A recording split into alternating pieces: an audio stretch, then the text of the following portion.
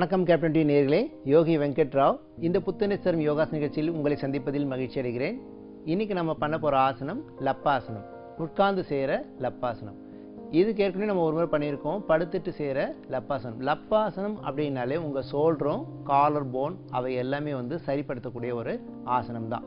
இது நின்றுட்டு பண்ணுவோம், உட்கார்ந்து பண்ணலாம், படுத்துட்டு பண்ணலாம், கவிழ்ந்து படுத்த நிலையிலும் இந்த லப்பாசனம் இருக்குது. இன்றைக்கி நாம் உட்கார்ந்து செய்கிற லப்பாசனம் செய்ய போகிறோம். இந்த லப்பாசனம் பண்ணால் என்ன ஆகும் அப்படின்னா, உங்களுடைய ஷோல்டர் அப்புறமா உங்கள் கைகள் இருக்க தசைகள், அது கூட சேர்ந்து உங்களுடைய கால்கள், இடுப்பு தசை அவையெல்லாம் நல்ல லூசனிங், அதாவது தளர்ச்சி அடைந்து உங்களுக்கு அன்றாட வாழ்க்கையில் செய்யக்கூடிய வேலைகள்லாம் ஈஸியாக பண்ணுற மாதிரி பண்ணி கொடுக்கும். சில பேர் தன்னுடைய பரம்பரையாக தன்னுடைய ஷோல்டர்லாம் பார்த்திங்கன்னா அவங்க அம்மா அப்பா எல்லாருக்குமே அப்படியே ஒரு ஸ்டிஃப்னஸ் தடிமனவே இருக்கும். ஸோ அந்த குழந்தைங்களுக்கு அப்படியே வந்துடும், பழகிடும். சில பேர் ஹார்ட் ஒர்க் பண்ணுவாங்க, கஷ்டமான வேலைகள் இருக்கும். அந்த மாதிரி செய்யும்போது அந்த தசை நார்கள்லாம் இறுக்கமாய் அங்கே ரத்த ஓட்டம் குறுகி போய் நிற்கும். அப்போது அவங்களுக்கு அந்த ஸ்டிஃப்னஸ் வந்துடும். சில பேர் எக்ஸசைஸ் பாடி பில்டிங் பண்ணுவாங்க, வெயிட் லிஃப்டிங் பண்ணுவாங்க. அந்த வெயிட்லாம் பண்ணும்போது தூக்கும்போது அவங்களுக்கு அந்த தசை நார்கள்லாம் இருக்கப்பட்டு அங்கே ரத்த ஓட்டம் நிறைய போய் அங்கே பிளட்டில் இருக்கிற கொலஸ்ட்ராலும் தங்கக்கூடிய நிலைமை ஆகிட்டு அது உங்களை அழுத்தம் கொடுக்கும். ஸோ அந்த மாதிரி இருக்கும்போது நார்மலாக நம்ம லைஃப்பில் செய்கிற வேலைலாம் செய்யும்போது கொஞ்சம் கஷ்டமாக இருக்கும். மேலே கை தூக்குறதோ இருக்கிறதோ ரொம்ப கடினமாக இருக்கும், வலிக்கும். அப்புறமா கொஞ்ச நாள் ஆகாத சோல் பட்டை வலிக்குது, முதுகு வலிக்குதுன்னு சொல்லியும் கஷ்டப்படுவாங்க. அதனால் இந்த லப்பாசனம் பண்ணிங்கன்னா உங்களுக்கு கொஞ்சம் ஈஸியாக இருக்கும்.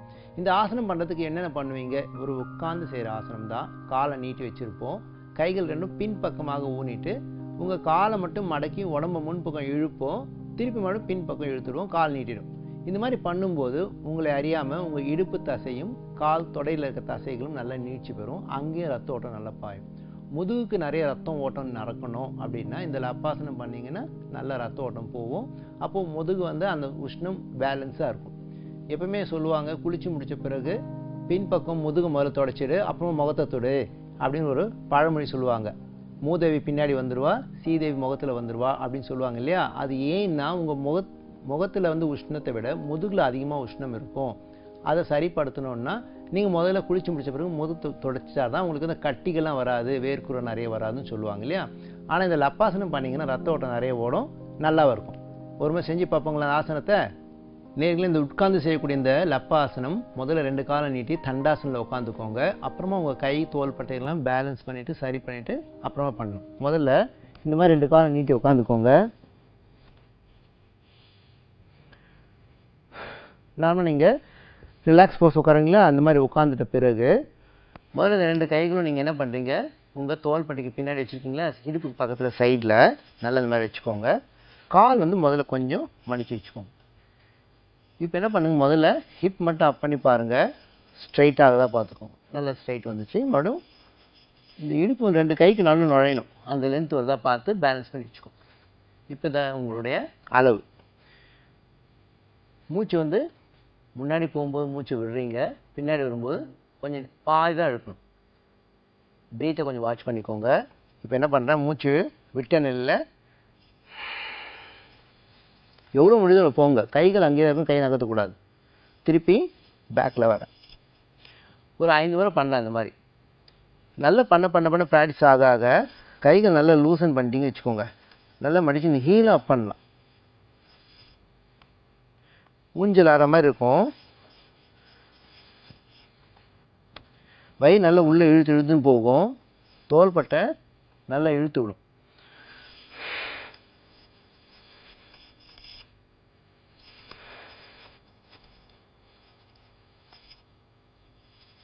நிதானமாக பண்ணுங்கள், ஒன்றும் ஆகாது.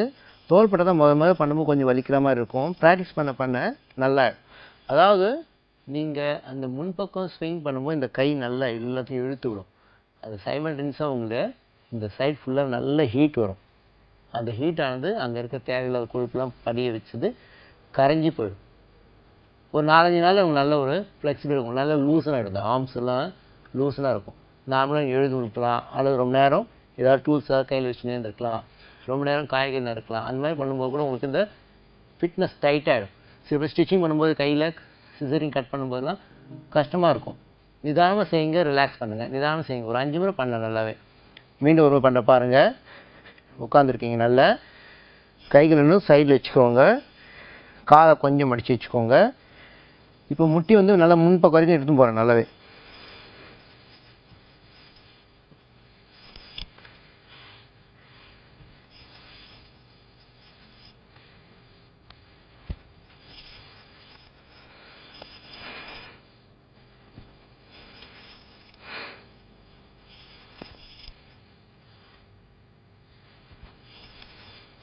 ஒரு 5 நிமிடம் பண்ணிட்டு ரிலாக்ஸ் பண்ணிக்குவோம். இந்த மாதிரி ரிலாக்ஸ் பண்ணும்போது நீங்கள் நல்லா தண்டாசனம் உட்காந்து ரிலாக்ஸ் பண்ணுங்க போகிறோம்.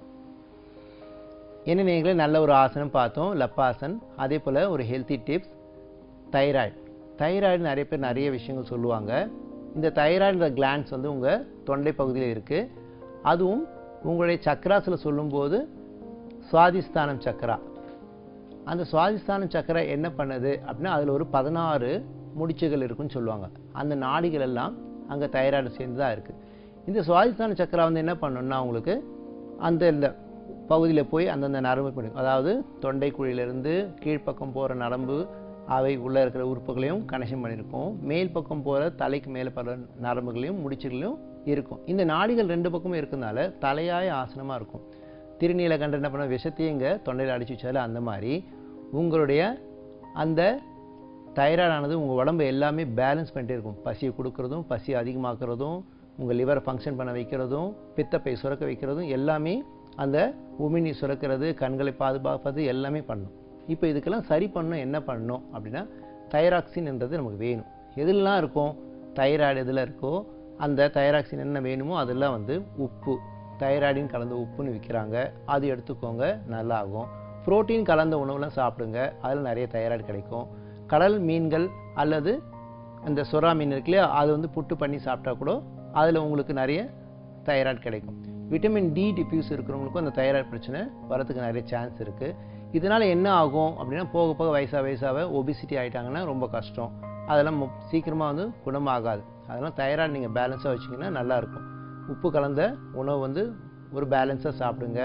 அதே போல் உங்களுக்கு தைராய்டு கலந்த உணவுகள்லாம் சாப்பிடும்போது உங்களுக்கு வந்து அது ஒன்றும் தெரியாது. இருந்தாலும் அது கொஞ்சம் கொஞ்சமாக அதை பேலன்ஸ் பண்ணும். நெடுநாள் ஆகும். அதனால் உணவுகளை பேலன்ஸ் பண்ணி சாப்பிடுங்க. தைராய்டு நல்லா சிறப்பாக வச்சுக்கோங்க. சந்தோஷமாக இருங்க. எனவே நல்ல ஒரு ஆசனம் பார்த்தோம், நல்ல ஒரு ஹெல்த்தி டிப்ஸ் பார்த்தோம். மீண்டும் நாளைக்கு இந்த புத்தனை சரும் யோகாஸ் நிகழ்ச்சியில் சந்திப்போம். நன்றி, வணக்கம்.